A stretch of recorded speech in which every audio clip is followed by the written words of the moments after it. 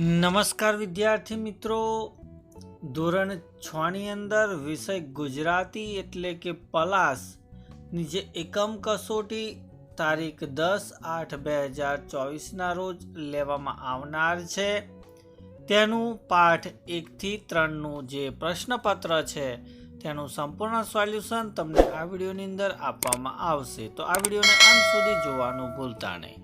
Channel ઉપર જો પ્રથમ વખત આવેલા હો તો ચેનલને જરૂરથી સબસ્ક્રાઇબ કરી દેજો। તો વાત કરીશું પ્રશ્ન નંબર 1 કે નીચેના દરેક પ્રશ્નોના ઉત્તર માટે આપેલા વિકલ્પોમાંથી સાચો વિકલ્પ પસંદ કરો। તો આપણે ગમે તે 5 પ્રશ્નોના ઉત્તર આપવાના છે। પહેલો પ્રશ્ન છે કે પર્વત તારા કાવ્યના કવિ કોણ છે? તો આપણને ઓપ્શન આપેલા છે, એમાં સાચો ઉત્તર છે સુરેશ દલાલ। બીજો પ્રશ્ન છે કે હાથીની ધર્મની બહેન કોણ હતી? તો જવાબ આવશે કબૂતરી। ત્રીજું છે કે લીમડા કે પીપળાના ઝાડ પર કોના માળા જોવા મળે છે? તો જવાબ છે કાગડાના માળા જોવા મળે છે।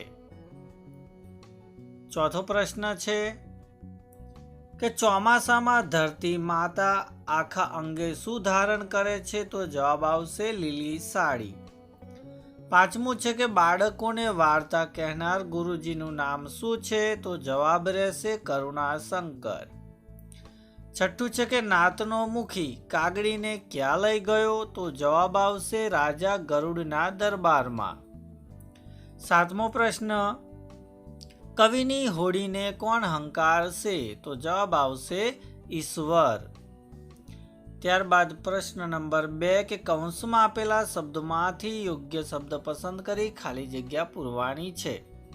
એમાં પહેલું છે કે અજવાળાના ખાલી જગ્યા વચ્ચે અંધારાની નદી વહે, તો અહીંયા ઉત્તર આવશે કાંઠા। બીજું છે કે હાથી તાપથી ખાલી જગ્યા થઈ ગયો, તો એની અંદર જવાબ આવશે સિયાવિયા। ત્રીજું છે કે ઝાડના ઝુંડમાં હાથીની ખાલી જગ્યાના પડઘા પડે છે, તો જવાબ આવશે ગર્જનાના પડઘા પડે છે। ત્યારબાદ ચોથો પ્રશ્ન છે કે દરિયો તારું ખાલી જગ્યા વિશાળ વૃક્ષો તારી વાત, તો અહીંયા જવાબ આવશે દિલ। પાંચમું છે કે ખેતરમાં મોરને પોતાના ખાલી જગ્યા પીછા પસારતો જોઈ શકાય છે, તો એની અંદર જવાબ આવશે મનોહર। છઠ્ઠું છે કે વરસાદથી કાયર થઈ એક બાજુ ઊભેલા ખાલી જગ્યાને જુઓ, તો જવાબ આવશે ગધેડાને। સાતમું છે કે ચોમાસામાં ખાલી જગ્યા પક્ષી ભાગ્યે જ દેખાય છે, તો આની અંદર જવાબ આવશે બપૈયો। ત્યારબાદ પ્રશ્ન નંબર 3 કે નીચેના પ્રશ્નના ઉત્તર એક એક વાક્યમાં લખો, ગમે તે 5 લખવાના છે। પહેલો પ્રશ્ન છે કે કવિએ જીવન માટે કયો શબ્દ પ્રયોજ્યો છે? તો જવાબ છે કવિએ જીવન માટે હોડી શબ્દ પ્રયોજ્યો છે। બીજું છે કે ગાઢ જંગલમાં રહેતો હાથી કેવો હતો? તો ગાઢ જંગલમાં રહેતો હાથી મસ્ત અને જબરજસ્ત હતો। ત્રીજો પ્રશ્ન છે કે વનમાંથી પાછા ફરતા હાથીના માથા પર કોણ બેઠું હતું? તો વનમાંથી પાછા ફરતા હાથીના માથા પર ધોળી કબૂતરી બેઠી હતી। ચોથો પ્રશ્ન છે કે ચોમાસું ચાલુ હોય ત્યારે શું થાય છે? તો ચોમાસું ચાલુ હોય ત્યારે આકાશે વાદળા વારંવાર ચડી આવે છે, કોઈ વાર ગાજવીજ સાથે તો કોઈ વાર ગર્જના વિના મેઘના પાણી પૃથ્વી ઉપર ઉતરે છે। પાંચમો પ્રશ્ન છે કે બાળકો ચોમાસામાં શું લાવીને મોટાને ભેટ ધરશે? તો બાળકો ચોમાસામાં નવા અને નાના ઘાસ અને ફૂલો લાવીને મોટાને ભેટ ધરશે। ત્યારબાદ છઠ્ઠો પ્રશ્ન છે કે કવિ પ્રકૃતિમાં કોના દર્શન કરે છે? તો કવિ પ્રકૃતિમાં ઈશ્વરના દર્શન કરે છે। સાતમો પ્રશ્ન છે કે હાથીની આંખમાંથી બોર બોર જેવડા આંસુ કેમ સરી પડે છે? તો પોતાની બહેન કપૂરી કબૂતરીને પોતાની સૂંઢ પર બેસેલી જોઈને હાથીની આંખમાંથી બોર બોર જેવડા આંસુ સરી પડે છે। ત્યારબાદ પ્રશ્ન નંબર 4 નીચેના પ્રશ્નોના ઉત્તર 2-3 વાક્યમાં લખો, ગમે તે એકનો આપણે ઉત્તર લખવાનો છે। એમાં પહેલો પ્રશ્ન છે કે સૂર્ય અને ચંદ્ર એકબીજા સાથે સંતાકુકડી રમતા હોય એવું કેમ લાગે છે? તો જવાબ છે કે સૂર્ય અને ચંદ્રની આ સંતાકુકડી ખગોળની અદ્ભુત ઘટના છે. ચંદ્ર પોતાની આસપાસ ફરતી વખતે પૃથ્વીની ફરતે પ્રદક્ષિણા કરતો હોય છે, તેમજ પૃથ્વી સૂર્યની ફરતે પ્રદક્ષિણા કરતી હોય છે. તેથી ચંદ્ર સૂર્યની ફરતે સ્વતંત્ર રીતે ફરતો ન હોવા છતાં તે પણ સૂર્યની ફરતે પરોક્ષ રીતે પ્રદક્ષિણા કરે છે. એ રીતે સૂર્ય ચંદ્રને પૃથ્વીની ગતિને સ્થિતિને કારણે અમાસ અને પૂર્ણિમા સર્જાય છે. સૂર્ય અને ચંદ્ર એકબીજા સાથે સંતાકુકડી રમતા હોય એવું લાગે છે. બીજો પ્રશ્ન છે કે બાજ સેનાપતિએ જોયું ત્યારે હાથી સરોવરના પાણીમાં શું કરતો હતો? તો બાજ સેનાપતિએ જોયું ત્યારે હાથી સરોવરના છાતીપુર પાણીમાં ઊભો સૂંઢમાંથી પાણીના ફુવારા ઉડાડી સ્નાન કરતો હતો.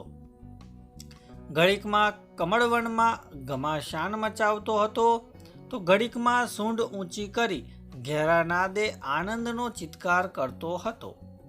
ત્રીજો પ્રશ્ન કે વરસાદ પછી ખેતરમાં જતા શું જોવા મળે છે?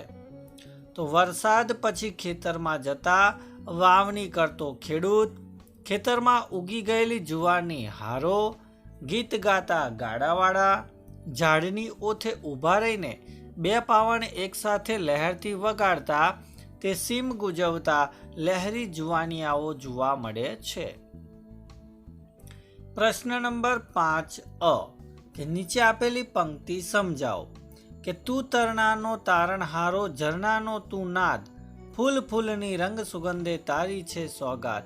તો આ પંક્તિની અંદર કવિ કહે છે કે હે ઈશ્વર, તું તરણાનો એટલે કે સામાન્ય માણસનો ઉદ્ધારક છે અને ઝરણાનું સંગીત પણ તું જ છે.